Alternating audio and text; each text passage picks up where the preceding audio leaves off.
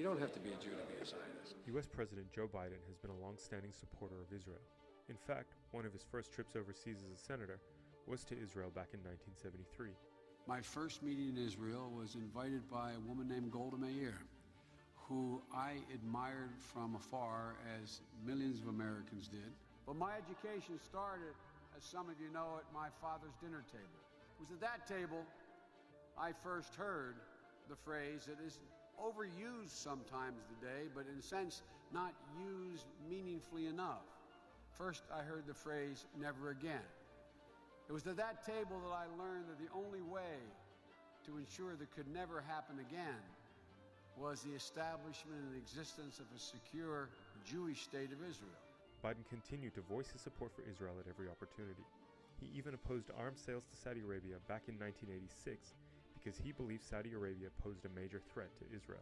If we look at the Middle East, I think it's about time we stop, those of us who support, as most of us do, Israel in this body, for apologizing for our support for Israel.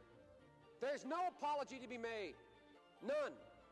It is the best $3 billion investment we make. Were there not an Israel, the United States of America would have to invent an Israel to protect her interest in the region. Throughout his political career, Biden has also been vocal about his support of U.S. arms sales to Israel.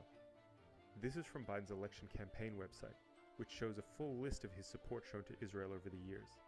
There have been rare times when Biden has voiced his opposition to Israel's plans to annex Palestinian land. Most recently, during his presidential campaign in 2020, Biden said that he would reverse some of Donald Trump's policies that led to Israeli plans to annex parts of the West Bank, saying he did not support annexation.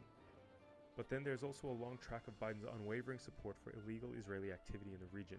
It's been reported that Biden once said he would go even further than Israel, adding that he'd forcefully fend off anyone who sought to invade his country, even if that meant killing women or children.